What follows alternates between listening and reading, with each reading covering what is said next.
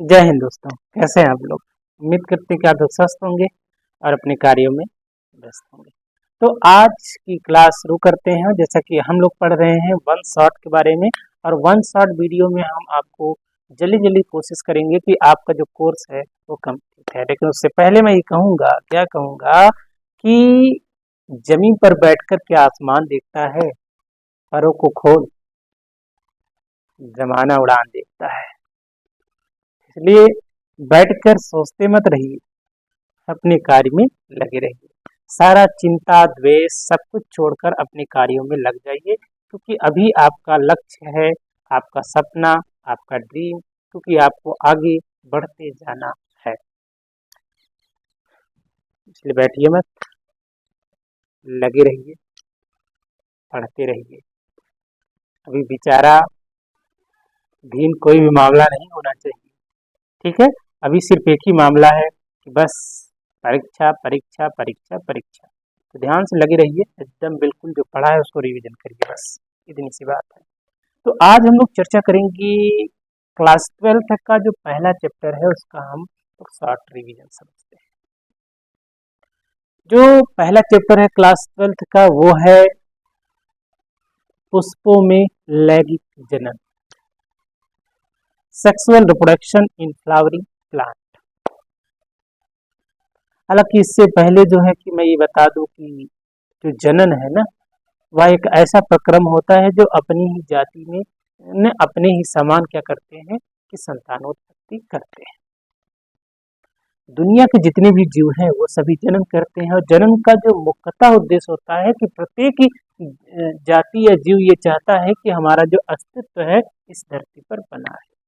और इसमें सबसे ज्यादा कौन चाहता है?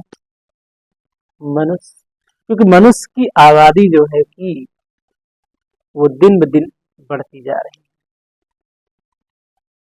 और इसके लिए कोई कड़े कानून सरकार को बनाना चाहिए। सरकार ने बनाया तो है ही, लेकिन अब जनता जब उसका पालन करे तब ना। तो मैंने कई बार तो कहा है कि भाई जनता को भी जागरूक होना चाहिए और सरकार को भी जागरूक होना चाहिए। हालांकि हम पुष्पी पौधों में लैंगिक जनन की बात करते हैं, तो पुष्पी पौधों में लैंगिक जनन शुरुआत होती है पुष्प से। जब ये पौधा धीरे धीरे धीरे बड़ा होता है ना, तो उसमें तमाम तरह के चेंज आते हैं। पौधों में पाए जाने वाले जो हार्मोन्स होते हैं वो क्या करते हैं, पौधों में बदलाव लाते हैं। तो जो पौधों में जो बदलाव आपको देखने को मिलेगा, वो पौधों में जो बदलाव होगा ना बच्चे, वो क्या होगा कि उसमें पुष्प आएंगे, फल आएंगे ना, ये सब तो बनेगा ही। लेकिन क्या आपको ये पता है कि पौधे किस तरह से जनन करते हैं, संतानोत्पत्ति करते हैं? तो दिमाग में ये आता है कि भैया कि जो उसका बीज निकलता है ना, उस बीज को हम मिट्टी में लगा देते हैं तो उससे निकल जाता है पौधा। परंतु ये कहानी इतनी सीधी नहीं है जितना आप समझते हैं, उतनी सीधी नहीं है, ठीक है ना, उतनी सीधी नहीं है। तो इसका मैं सीधा बताता हूँ, सीधा करके दिखाता हूँ, ठीक है। तो पौधे में कहानी उस दिन से शुरू हो जाती है जिस दिन वो नन्हा सा बीज मिट्टी के संपर्क में आता है, और नन्हा सा बीज जब मिट्टी के संपर्क में आता है तो उसका संघर्ष उसी दिन से शुरू हो जाता है। अब पौधा जो है, जो बीज है, वो जमीन के अंदर हमने लगा दिया। जब हमने जमीन के अंदर लगाया, जमीन के अंदर लगाने के बाद कोई आया, कोई जानवर, उस पर पैर रख दिया, चलो किसी तरह से निकल भी गया बाहर। जब किसी तरह से निकल गया तो क्या हुआ, कोई जीव है जो शाकाहारी है, आके उसको खा लिया ना, नरमा नरम, सॉफ्ट सॉफ्ट खा लिया। अच्छा चलो मान लो खा भी लिया, दोबारा फिर निकल गया, बड़ा हुआ, और जैसे बड़ा हुआ फल फूल लगा, तमाम चीजें हुए, 3-7 कुल्हाड़ी लेके तैयार रहता कि चलो काटें भैया, काट के इसको गिरा दे। तो पौधों का जीवन भी संघर्षों से भरा पड़ा है ना बच्चे। तुम ये मत सोचो कि भैया कि केवल हमारा ही जीवन संघर्षों से भरा पड़ा है। नहीं नहीं नहीं नहीं, नहीं ऐसा बिल्कुल भी नहीं है, क्योंकि पौधों का भी इस धरती पर जितने भी जीव हैं, सभी जीव संघर्ष कर रहे हैं। जो संघर्ष कर रहा है वही जीवित है। डार्विन ने ये कहा है, क्या कहा है कि प्रत्येक जुधारी जो संघर्ष नहीं करेगा उसका विनाश तय हो जाएगा, ठीक है। इसलिए कहा ना, समय जैसा हो उसी अनुसार अपने आप को बदल लेना चाहिए। पर तो किसी ने ये भी कहा है कि धारा के विपरीत जो चलेगा वो और मजबूत बनेगा। तो जैसी स्थिति वैसी कहावत। आगे शुरू करते हैं। तो हमने कहा ना कि पौधों का जीवन एकदम संघर्षों से भरा पड़ा है। तो पौधों का जीवन का शुरुआत एक्चुअली में वो मिट्टी के अंदर पल रहे बीज से शुरू हो रहा है। पौधा बड़ा होता है और उसमें हार्मोन चेंज आते हैं, परिवर्तन आते हैं, जैसे ऑक्सिन है, जिब्रेलिन है, साइटोकानिन है, एब्सेसिक है, एथिलीन है। ये तमाम प्रकार के जो हार्मोन्स है ना, ये पौधों के विकास में क्या करते हैं, सहायता करते हैं। जो ऑक्सिन है, जिब्रेलिन, साइटोकानिन, ये सब वृद्धि कारक हार्मोन्स हैं जो उसको प्रमोट कर रहे हैं, ग्रोथ को क्या करते हैं, प्रमोट करते हैं। जबकि एब्सेसिक है या एथिलीन है ना, तो ये सब क्या करते हैं कि ये कह सकते हैं कि प्लांट की ग्रोथ को क्या करते हैं, डी प्रमोट कर देते हैं। इसको मतलब उसको वृद्धि रोधक का काम करते हैं, उसे रोकने का काम करते हैं। बस कर भैया, और भी काम करना है, वो पौधों से कहते हैं ना। तो हमने कहा ना कि हार्मोन जो होता है वो हमेशा दो फेज में चलेगा, या तो पॉजिटिव चलेगा या तो क्या करेगा, निगेटिव चलेगा। जब पॉजिटिव निगेटिव चलेगा तो ये क्या करेगा, दोनों को बैलेंस करेगा। ऐसे जीवन भी है, जीवन में क्या है, सुख है और दुख है। उसके साथ साथ हम चर्चा कर लेते हैं, जब पौधों में एक निश्चित अवस्था तक वृद्धि हो जाती है और जब वो पूरी तरह से मेच्योर हो जाता है तो पौधे की उस अवस्था को हम कायिक अवस्था कहते हैं। और कायिक अवस्था में क्या होता है कि पत्तियां परिवर्तित होती हैं पुष्पों के रूप में, और पौधों का जो लैंगिक अंग है वो पुष्प है, क्योंकि उसमें जो जननांग है, जो उसमें सेक्सुअल ऑर्गन है, वो फ्लावर के अंदर ही है। या तो मेल फ्लावर होगा या फीमेल फ्लावर होगा, या एक ही फ्लावर उसको होगा, उसमें मेल भी होगा और फीमेल भी होगा। तो हम शुरुआत करते हैं पुष्पों से।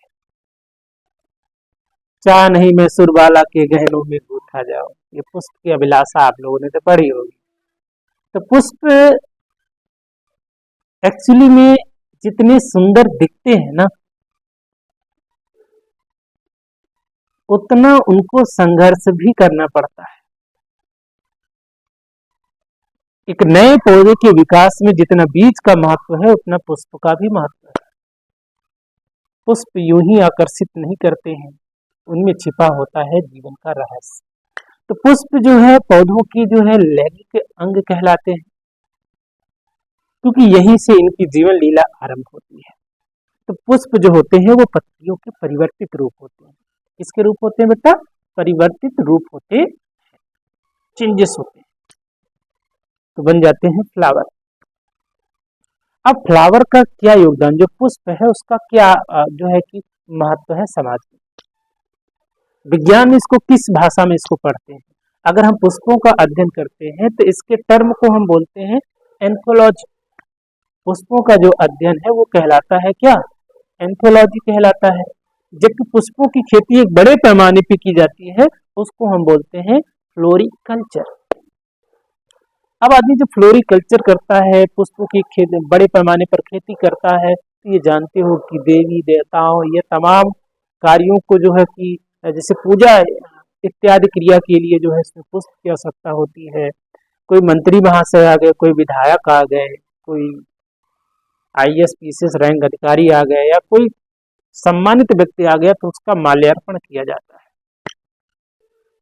और कोई महान दिव्य आत्मा जो है इस परम आत्मा परमात्मा में जो है विलीन हो गया तो उसको क्या करते हैं, श्रद्धांजलि देने का काम करते हैं। पुष्प सुख में भी काम आ रहा है, दुख में भी काम आ रहा है। शादी विवाह हो गया, शादी विवाह में जो दूल्हा है दुल्हन हो, एक दूसरे को पहना रहे हैं एक नए जीवन के आगाज के लिए ना, सामाजिक भी हो गया। और कंपनियां भी इसका बड़े पैमाने पर पुष्पों का प्रयोग करती है, जैसे कि औषधि बनाने में, इसको जो है कि तेल बनाने में, ऑयल बनाने में, ये इसका तेल है, ये सूरजमुखी का तेल है, ये चमेली का तेल है, ये इसका तेल है ना। तो अब कह सकते हैं कंपनियां भी तो कह सकते हैं कि आर्थिक तौर पर भी पुष्प काम आ रहा है। परफ्यूम बनाने में काम आता है, बना लो गुलाब जल लगा लो चेहरे पर ना, ये भी तो बनाया जाता है। तो अब देखो, अब पुष्पों का ये यहाँ यहाँ महत्व है। हम सामाजिक रूप से इसका महत्व है ना, आर्थिक रूप से है, भावनात्मक रूप से भी है, सुख दुख में भी है। तो पुष्पों का हर जगह अपना एक सामाजिक ताना बाना है। लाखों करोड़ों टन में जो है पुष्पों का आयात निर्यात हो जाता है ना। जो पुष्प फेंके जाते हैं, कुछ लोग जो महान बुद्धिजीवी लोग हैं, जो वैज्ञानिक हैं, वो क्या करते हैं, उसको जैविक खाद के रूप में भी परिवर्तित कर देते हैं। आइए हम लोग समझते हैं बेटा पुष्पों की संरचना। ये तो रहा पुष्पों का महत्व हो गया। ठीक, पुष्पों की संरचना में हमने एक वीडियो इसमें डाल रखी है, लिंक में आप में है। जब आप वीडियो मेरा खोलोगे, चैनल खोलोगे, तो उसमें पुष्प की पूरी संरचना है, तो आप उसके बारे में बड़ी आसानी से पढ़ सकते हैं। ठीक है, तो अगले में हम जो चर्चा करेंगे पुष्पों के आंतरिक संरचना के बारे में हम लोग चर्चा करेंगे, जिसमें हम लोग पुष्प में पढ़ लेंगे लघु बीजाणु के बारे में, फिर उसके बाद गुरु बीजाणु के बारे में पढ़ेंगे। मिलते हैं नेक्स्ट वीडियो में, तब तक के लिए जय हिंद, जय भारत। लगे रहिए, मस्त रहिए, स्वस्थ रहिए, निश्चिंत रहिए। जय हिंद।